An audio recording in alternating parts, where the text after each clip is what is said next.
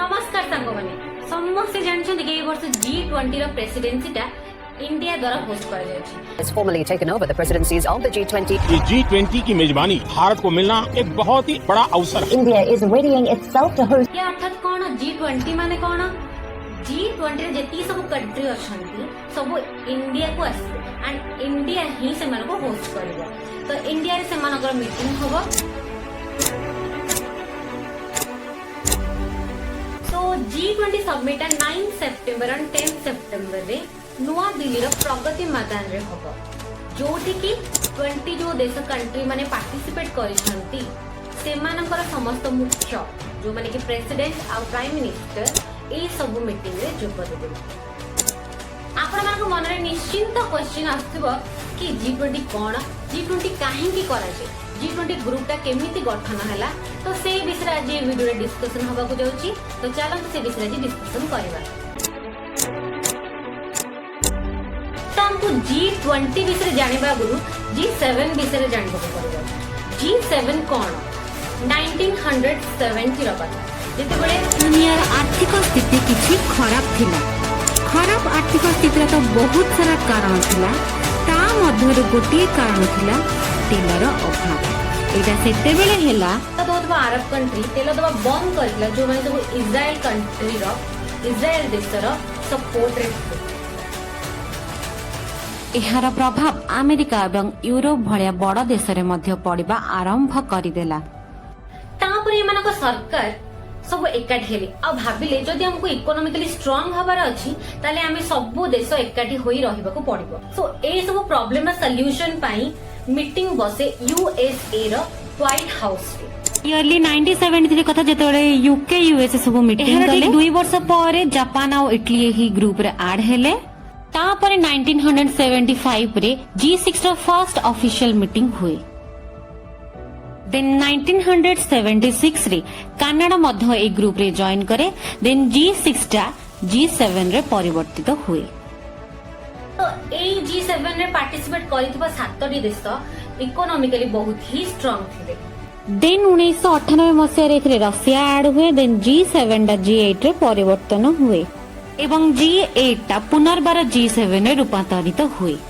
G20 आरंभ हवा पछरे मध्य से अर्थनैतिक समस्यार कारण ही थिला। 1997 मसिया रे एशियार अर्थनैतिक संकट देखा गला। साउथ कोरिया इंडोनेशिया थाईलैंड रे बड़ बड़ आर्थिक विपत्ति देखा गला। Markets worried that other Asian countries might have similar hidden flaws. ए प्रॉब्लम एते बड़ थिला जे Hong Kong Laos Malaysia Philippines China Japan Singapore मध्य प्रभावित होइथिले। ए देशर करेंसी वैल्यू धीरे धीरे खसिला एवं बेरोजगारी धीरे धीरे बढ़िला एवं धीरे धीरे दंगा मध्य आरंभ होई गला।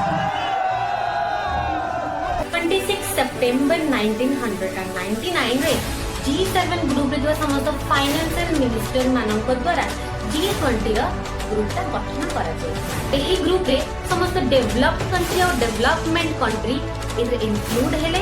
बट क्वेश्चन आसो कि को देश को ए ग्रुप रे रखा जिवो ओ को देश को क्राइटेरिया थिला कि G7 रे जो सब देश थिबे से माने G20 रे कंपल्सरी रहबे। देन सेकंड तार क्राइटेरिया थिला कि जो देश रे अधिक लोक रहबे से माने मध्य ए ग्रुप रे इंक्लूड हे परिबे। एहा द्वारा India China Brazil south Africa को ही ग्रुप रे ऐड करा गला। देन रीजनल पावर कंट्री मानो को जेपरि कि इंडोनेशिया साउथ अफ्रीका इत्यादि देश मानो को ए ग्रुप रे ऐड करा गला।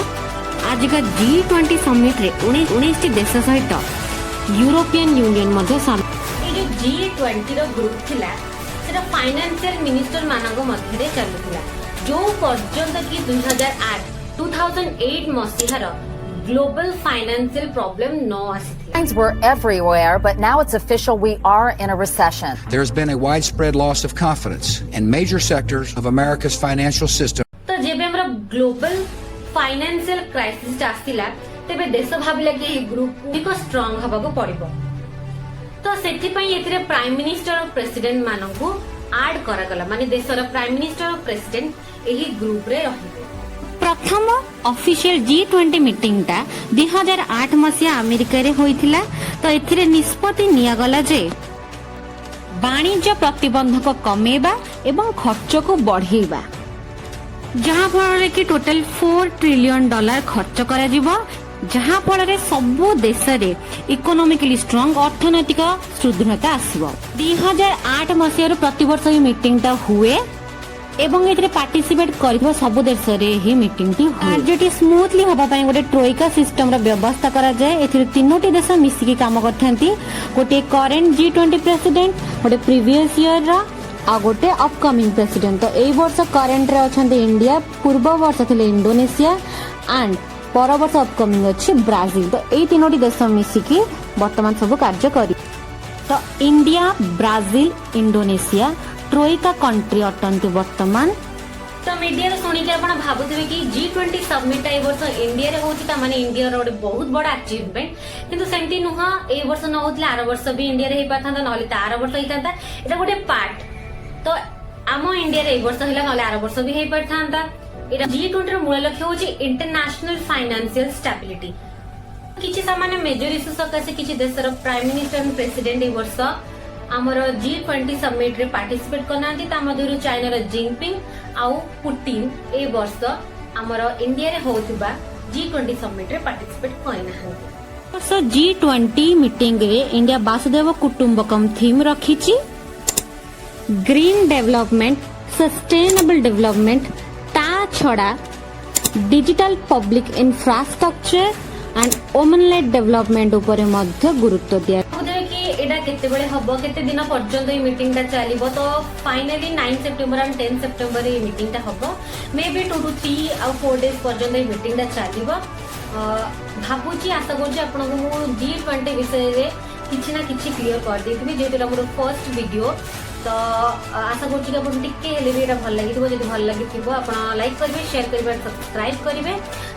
जदि एई वाला वीडियो सब देखबो को चाहौ जदि देन चैनल को सब्सक्राइब करेंगे आपको बहुत जोड़ रहा सो धन्यवाद समस्त।